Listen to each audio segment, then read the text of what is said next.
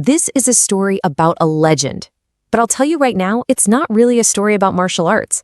It's a story about the unstoppable power of the human mind. We're actually going to start this story at the end, at which should have been the most triumphant moment of a legend's entire career. So picture this. The film is Enter the Dragon. Theaters all across Hong Kong are just packed. People are witnessing the birth of a totally new kind of superstar. I mean, the energy is absolutely electric. Tickets are going for 5 times their value on the black market. It's a phenomenon. But in the middle of all that excitement, all the standing ovations, there's also this deep, profound sadness in the air. You see, this celebration, it's also a memorial. Because the man on the screen, this global icon who had poured his entire soul into this very moment, he wasn't there to see it. And that raises a huge question, right? How did a guy whose life was cut so tragically short build a legacy that's still going strong decades later? Well, the secret, it wasn't in his fists. It was forged inside his mind.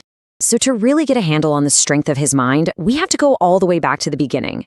Because his story, well, it didn't start with power. It started with pain.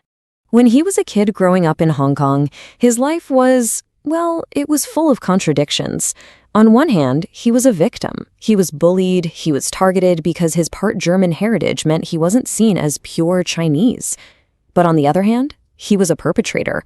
He became a feared brawler and the leader of a street gang. Then, after one really bad fight, his dad sat him down and said this. And those words, they changed everything.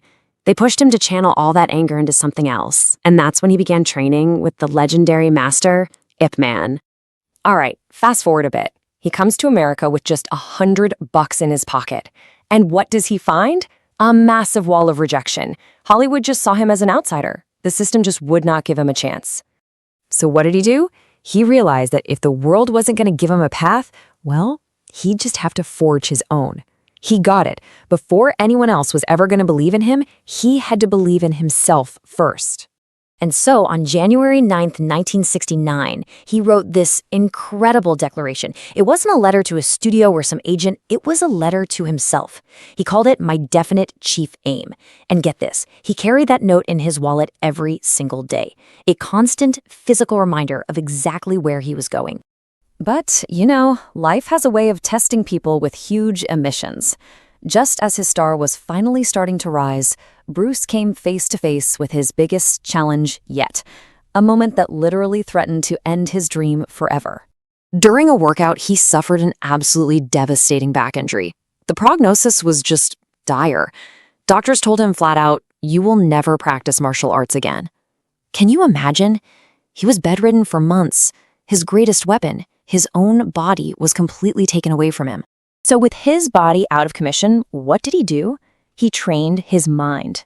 With ferocious intensity, he read, he studied, he wrote everything down. He documented his entire philosophy, a system all about stripping away everything that wasn't essential.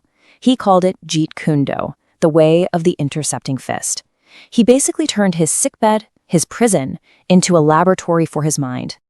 And this is where we really see the payoff. His comeback wasn't just a physical recovery. No way. It was the full unleashing of a mind that had been forged in the fire of that adversity. Think about his legendary 1-inch punch. I mean, a punch from just 1 inch away, delivered with so much explosive power it could send a 200-pound man flying across the room. Now, that wasn't magic. It was pure physics, applied with absolute, unshakable mental focus. And so many of his other physical feats were a direct result of this same mental discipline. I'm talking about doing push-ups on just 2 fingers. His movements were so insanely fast that cameras had to film him in slow motion just to capture them. He could literally snatch a coin from your open palm before you could even close your fist. And you know what's wild? He was also a championship cha-cha dancer. That was all about studying rhythm and flow, which he later brought directly into his fighting style. See, for him, mastery wasn't about piling up more and more knowledge. It was about eliminating everything that wasn't essential. It was about subtracting, not adding, until only the purest, most effective truth was left. And that right there, that's his ultimate legacy. Bruce Lee didn't just leave us a bunch of cool movies. He left behind a blueprint for success that anyone, and I mean anyone, can use. It's actually known as the Bruce Lee method. It's this really powerful 4-step process that basically bridges the gap between your mind and your reality. Okay, step 1, clarity. Know exactly what you want. Step 2, visualization. You close your eyes every single day and you feel yourself living that life. You see it as if it's already real. Step 3, written commitment. You've got to write down your future. When you write it, it moves from just a thought into a part of your identity. And finally, step 4, aligned action.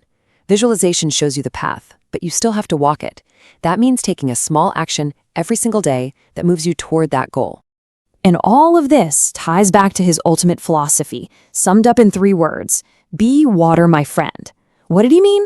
Don't be rigid. Don't be unyielding, because anything that's rigid eventually breaks. Instead, be formless, be shapeless, just like water. Water can flow gently around an obstacle, or it can build up in a force to crash right through it. So when you look at his whole life, Bruce Lee's story teaches us something really profound. It's that most of our limitations, they aren't real physical barriers. They're just stories we tell ourselves. And the very second you realize that, you get the power to write a completely new story.